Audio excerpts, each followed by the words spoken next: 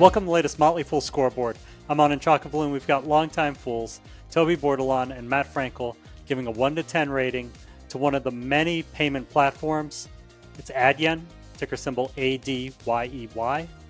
Talk about the business first, including factors like industry and competition. A 10 is invincible, a 1 is hopeless. Both of you have 7s, Matt. Yeah, I said 7 just because payment processing has become a much more difficult business to make money at in recent years. It's still something every business needs, but there's so much competition. Adyen itself a few years ago lowered its long-term EBITDA target from 65% as for EBITDA margin to 50%, pretty much acknowledging that the business isn't as profitable as it once thought. But you got to love the success it's had with large enterprises. Remember when eBay dropped PayPal? That was in favor of Adyen. Microsoft, Uber, I can go on, but all these big companies use Adyen, and I mean you can't really ignore that. Yeah, I'm a 7 here too. Recent earnings reports do show solid revenue growth for the company, though maybe not as fast as investors would hope. And I think some of that is attributable to the fact that it's become more difficult, as Matt notes. I'm not going to complain about double-digit revenue growth, though, right? That's pretty solid. The global reach is broad, as Matt noted. Major brands should recognize its customers for sure. But competition in the space is getting more intense. So I really can't go higher than 7, I think, because of that. I am seeing some concerns about customer service out there that they need to get a handle on, but I'm sure they'll deal with that. And that Uplift AI platform that recently rolled out, it does look quite promising. For management, a 10 is Warren Buffett, a 1 is Homer Simpson. Toby's at a 7. Matt, you're at an 8. See, I said an 8. I don't know if I even want to try to pronounce the CEO's name and disrespect him in that way. Peter Vanderdoss. Hopefully that's correct. But he's co-CEO. He used to be sole CEO. Um, One of the things I like about him that no other fintech CEO does is he doesn't give short-term targets. He focuses exclusively on the long term. I really love that in a CEO, and it's very, very rare in this space. Really built the business from scratch. It's if you don't know the size, it's right between Block or Square and PayPal in terms of payment volume. So huge business. He's really built it from scratch. I like his leadership. I'm not a giant fan of co-CEO structures in general. I think our fellow foolish stock Boston Omaha really discouraged me of that. But I do think he's done a great job of leading the company. Yeah, I went with 7 here, and that co-CEO structure is a big part of that. I'm not a fan either. I really don't like that. That said, both of the CEOs have been around for a while. Mr. Vanderdoes here co-founded the company almost 20 years ago, right? He's still here. The other co-CEO started off as a CFO 15 years ago, right? So you have a solid track record of management longevity, which is really nice.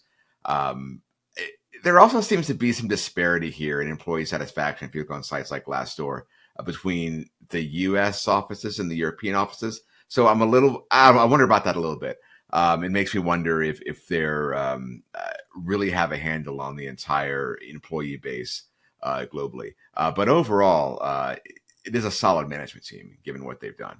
The other co-CEO has a very Dutch name, is why everyone's too scared to pronounce it. I'll try. You got to give an effort, like Matt tried with half of it at least. Ingo Jutta de Haag? We'll see. If anyone's Dutch out there, you can chastise me in the comments. For financials, a 10 is a fortress, a 1 is yikes. Both of you have 8s, Matt.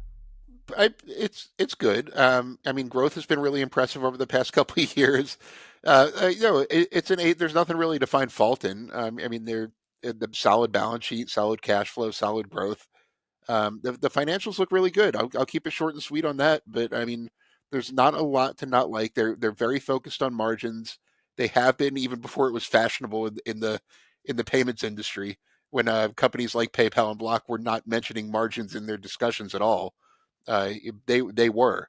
It was really rare, like in the 2021 era, to hear anyone discussing margins, and they were doing that. So I do think their focus on profitable growth has really paid off, and they do that a lot better than their competition.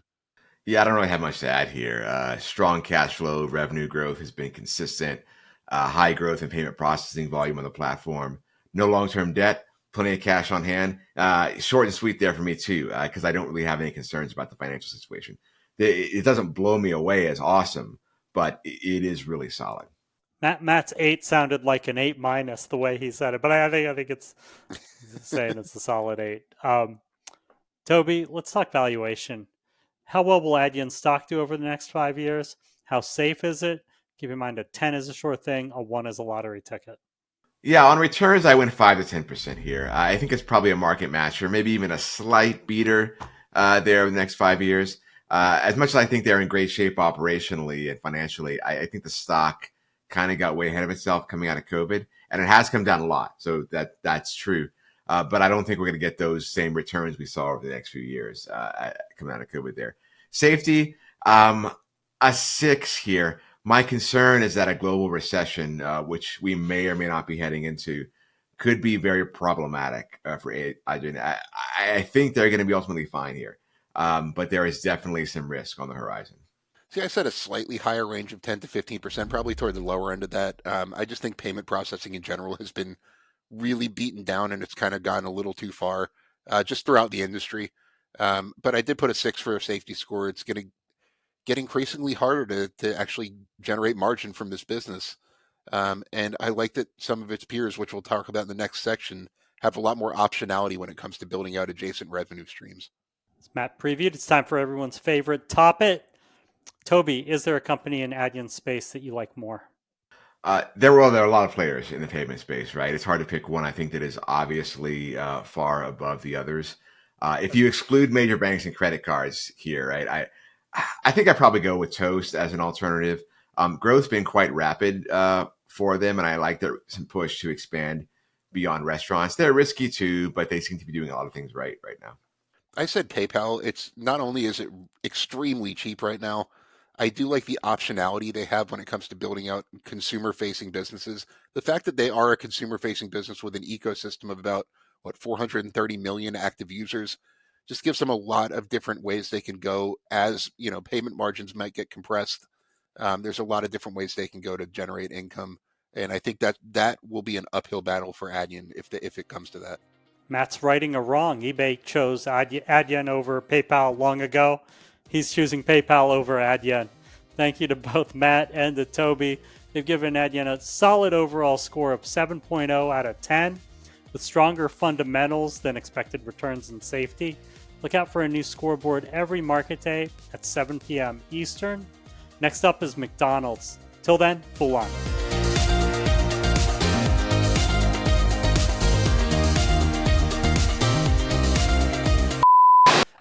How do you pronounce the company?